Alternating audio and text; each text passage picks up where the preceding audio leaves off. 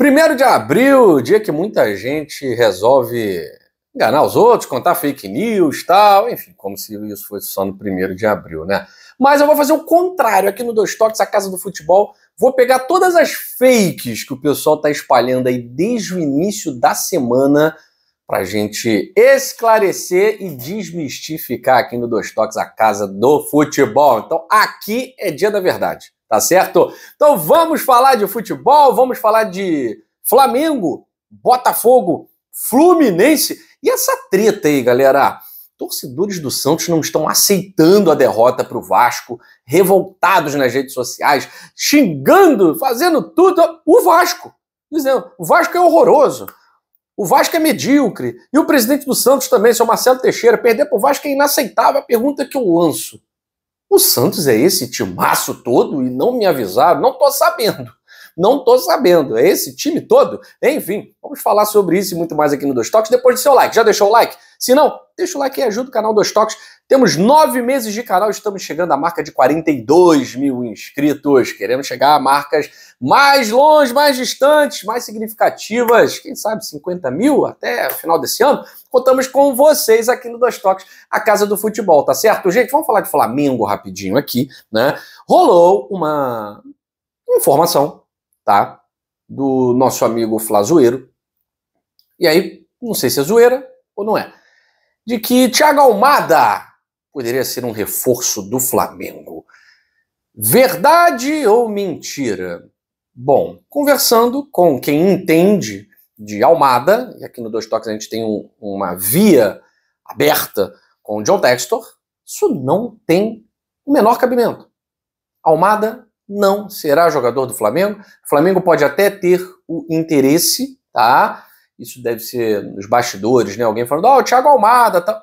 O Flamengo não tem condições de trazer o Almada. Primeiro porque o Almada não quer voltar para o futebol brasileiro, tá? A única hipótese de Almada retornar para o futebol brasileiro é jogar o Super Mundial de Clubes por 30 dias no Botafogo, tá?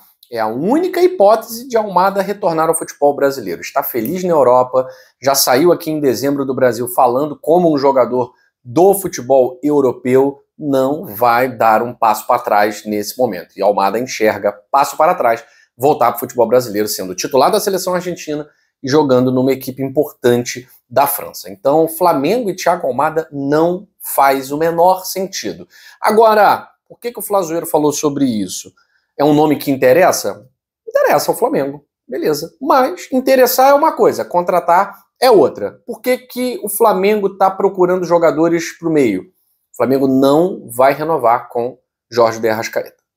Arrascaeta tem contrato até ano que vem.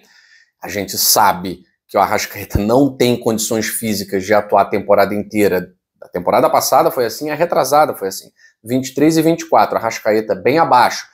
É um grande jogador, quando atua e desequilibra, mas ele fica muito tempo sem atuar. E o Flamengo não pode depender do Arrascaeta. Então não deve renovar contrato e busca, obviamente, uma solução para as ausências do Arrascaeta, porque realmente é um jogador que faz muita falta, a gente viu isso logo na estreia do Flamengo no Campeonato Brasileiro.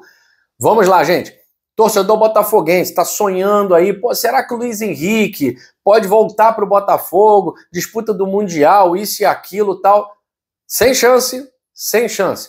A galera se apegou a um vídeo do Luiz Henrique, assistindo a Palmeiras e Botafogo, né, logo após ser eleito o melhor jogador da partida com o Zenit da Rússia, conquistar a vitória com a equipe russa, está buscando ser campeão lá na Rússia, e a esposa, a noiva do Luiz Henrique, falou, que saudade do Rio, e ele acompanhando lá Botafogo e Palmeiras, a galera, será que foi um spoiler, isso e aquilo, tal? Não, Luiz Henrique tem contrato, Luiz Henrique é jogador do Zenit, Luiz Henrique não volta para o Brasil, pelo menos tão cedo, né? Não tem essa resistência do Thiago Almada, de jeito nenhum.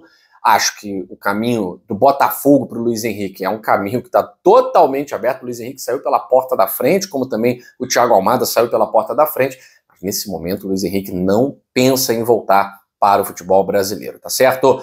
Fluminense, vamos falar de Fluminense aqui.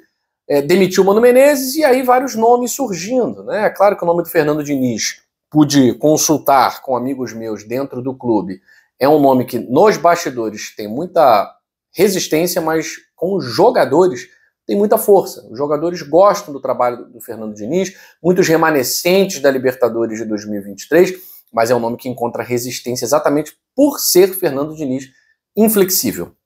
É um treinador inflexível, não muda de ideia, tem aquela ideia, vai até o fim com ela, mesmo que isso conduza ao rebaixamento.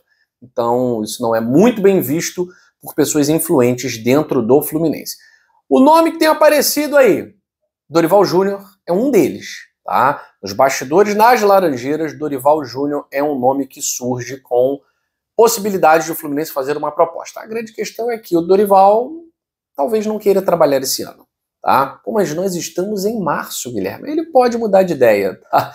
Ele pode mudar de ideia em junho, julho, mas não sei se Dorival Júnior toparia o desafio de comandar o Fluminense. Há quem diga nas Laranjeiras que a disputa do Mundial de Clubes pode atrair Dorival Júnior para estar nos holofotes mais uma vez. E cá para nós, o grupo do Fluminense, entre os clubes brasileiros, é o mais acessível. Se o Dorival Júnior ajeitar um pouquinho o Fluminense e mais umas 3 contratações para o Mundial de Clubes, eu vejo o Fluminense com chances de vencer o Mameluda e o Ulsan da Coreia. Eu vejo o Fluminense com chances de ganhar esses jogos. Né? Por favor, por favor. Então, Dorival Júnior não é fake news. Dorival Júnior, sim, é um nome considerado. A questão é se o ex-treinador da seleção brasileira vai topar o desgaste agora do futebol brasileiro, tá certo? Há quem diga que quer descansar. Tá recebendo a rescisão, né? Que é a melhor coisa? Impossível. Gente, e essa história louca, né? Isso aí não é mentira, não. É verdade mesmo. Torcedores do Santos, influenciadores, youtubers, jornalistas santistas revoltadíssimos, não aceitando essa derrota para o Vasco em São Januário por 2-1. Aí você olha para o time do Santos e pensa assim, beleza, é um time que vai brigar por título? É um time tão superior ao Vasco da Gama assim? Não estou entendendo. Eu acho que o discurso da torcida, do presidente Marcelo Teixeira, está descolado da realidade. Está completamente alheio à realidade. E a realidade do Santos, gente, é igual a do Vasco. Santos e Vasco têm elencos compatíveis, qualidade semelhante, e vão brigar pelas mesmas coisas no Campeonato Brasileiro. Vai sonhar com uma pré-Libertadores e brigar mesmo ali por vaga na Sul-Americana. Não vejo Vasco e Santos rebaixados, tá? Pode acontecer, né? Não vejo nesse momento. Também não vejo nenhum dos dois brigando lá no bloco da frente por alguma coisa. Agora, não estou entendendo essa revolta toda. E tem que ofender, que o Vasco é horrível. Torcedor do Vasco, seu time é horroroso. Então, o Vasco acabou de ganhar do Santos. Imagine então o que o Santos é, porque se o Vasco é horroroso, o que é o Santos? Gente, perder para o Vasco em São Januário, eu posso falar que é algo aceitável. O Vasco em São Januário, historicamente, é muito forte. É muito forte. O Santos só fez um gol porque o Vasco deu um mole na saída de bola. Senão o jogo seria um 0-0 e o Vasco poderia ter vencido por 1-0, 2-0. Não consigo ver essa superioridade absoluta que o torcedor santista tá vendo aí. Eu acho que é uma viagem louca. Isso não é nem 1º de abril, né? Isso aí é o dia da loucura. Qual é o dia da loucura aí, produção? Depois passa para mim, tá? Sem viagem, sem viagem. Santos e Vasco são completamente iguais em termos técnicos. Mais tarde a gente vai voltar aqui no Dois Toques, a Casa do Futebol, para falar sobre Libertadores da América. Libertadores da América está começando, Sul-Americana também está começando, e é claro, a gente vai trazer aí o termômetro, quem são os favoritos, quem a imprensa elege como os favoritos no grupo. Você vai saber tudo na próxima edição do Dois Toques, a Casa do Futebol.